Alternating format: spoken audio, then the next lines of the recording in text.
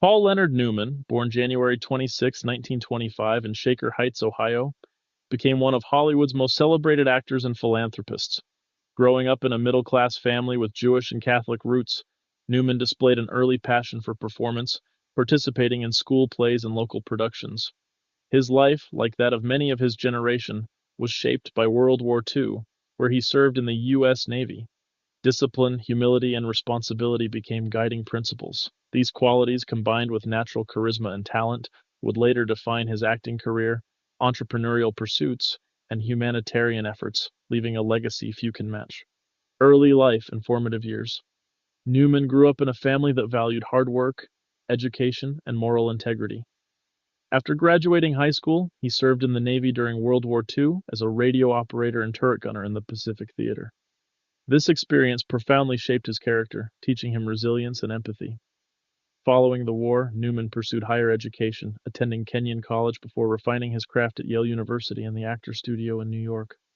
Studying under mentors like Lee Strasberg, he developed the tools that would define his signature acting style: understated intensity, emotional depth, and authenticity.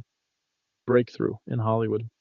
Paul Newman's first major breakthrough came in the 1950s, when he emerged as one of Hollywood's most promising young actors. His performance as boxer Rocky Graziano in Somebody Up There Likes Me, 1956, showcased both intensity and charm, but it was Cat on a Hot Tin Roof, 1958, opposite Elizabeth Taylor, that cemented his stardom. Newman became synonymous with charismatic, complex characters. His icy blue eyes and quiet confidence captured audiences, while his talent earned respect from critics. These early roles foreshadowed his long and illustrious career, combining commercial success with artistic credibility, paving the way for his defining roles in the 1960s and beyond. Defining roles and anti-hero persona during the 1960s and 1970s, Newman became the quintessential anti-hero. Films like The Hustler, 1961, HUD, 1963, Cool Hand Luke, 1967, and Butch Cassidy and the Sundance Kid, 1969, showcased characters who were morally complex, yet magnetic. He was not just a handsome leading man. He brought depth, subtlety, and realism to flawed individuals. His performances captured both the charm and the internal conflicts of his characters, making them unforgettable. Newman's reputation as a serious actor grew alongside his celebrity status. By portraying anti-heroes with nuance and intensity, he redefined Hollywood masculinity, influencing generations of actors and setting new standards for character-driven storytelling. Iconic performance in The Color of Money. In 1986, Newman returned to one of his most beloved characters, Fast Eddie Felson in The Color of Money, directed by Martin Scorsese. This film, a sequel to The Hustler, allowed Newman to explore a character matured by decades of experience. He brought gravitas, world weariness, and subtle charm, capturing both the exhilaration and moral ambiguity of the hustler's life. Critics praised his performance as masterful, blending nostalgia with renewed insight. Newman's portrayal earned him the long-overdue Academy Award for Best Actor, confirming his enduring relevance in Hollywood. The film also highlighted Scorsese's dynamic direction and intricate character development, creating a timeless classic. Nobody's Fool in later work. In 1994, Newman demonstrated his enduring talent in Nobody's Fool, playing Donald Sully Sullivan, a gruff yet deeply humane man in a small New York town. Unlike the flamboyant charm of Fast Eddie, this role emphasized subtlety, humor, and quiet intensity. Critics hailed it as one of his finest performances, showcasing his ability to fully inhabit a character shaped by life's hardships and small triumphs. Even in his later years, Newman's performances remained nuanced and authentic.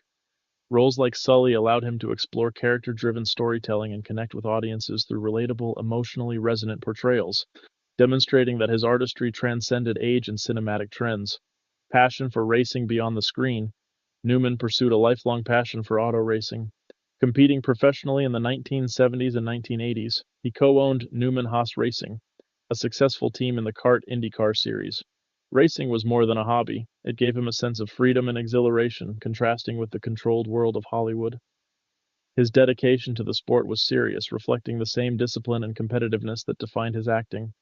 Newman's involvement in racing also reflected his willingness to embrace challenges, take risks, and fully commit to endeavors outside his comfort zone, proving that his talents extended far beyond acting.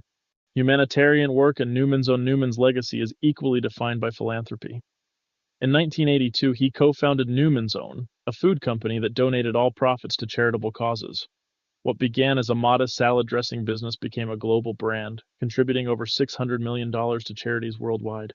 He also founded the Hole in the Wall Gang Camp, offering children with serious illnesses the chance to experience summer camp and joy. Newman's humanitarian efforts reflected a deep empathy and sense of responsibility. His work inspired countless others to give back, demonstrating that success could coexist with social conscience and that celebrity could be a force for lasting positive change. Personal struggles and privacy. Despite fame, Newman maintained a private life, especially regarding his health. He was a longtime smoker, quitting in 1986, yet decades later, he faced lung cancer. Treatment at the prestigious Memorial Sloan Kettering Cancer Center highlighted the seriousness of his illness. Close friend and business partner A. E. H. Hotchner revealed that Newman had confided about his condition months before the public announcement, underscoring his private and dignified approach.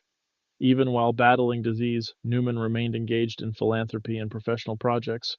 His courage, humility, and quiet perseverance resonated with fans, showing that resilience and grace often coexist with struggle and vulnerability. Legacy in film and philanthropy. Newman's career spanned 8 decades, with performances ranging from anti-heroes to deeply human characters, each marked by authenticity, subtlety, and emotional depth. His entrepreneurial success and charitable efforts reinforced a multidimensional legacy. He demonstrated that fame could be paired with compassion, ambition with generosity. Critics, colleagues, and fans continue to celebrate his impact on cinema, business, and society. Newman's life illustrates how artistry, discipline, and conscience can intersect, leaving a permanent mark on culture. Few have blended talent, business acumen, and humanitarianism so seamlessly, creating a blueprint for a life of purpose and influence. Conclusion: a life remembered. Paul Newman passed away on September 26, 2008, at his Westport, Connecticut home at age 83. His death marked the conclusion of an extraordinary life filled with cinematic brilliance, entrepreneurial vision, and charitable dedication.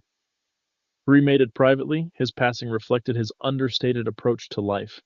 Yet his legacy continues to inspire, celebrated by fans, actors, and organizations worldwide. Newman's combination of talent, generosity, and integrity remains unparalleled. He exemplified a life lived fully, with passion for craft, commitment to others, and courage in adversity, an enduring reminder that greatness extends beyond fame into lasting positive impact.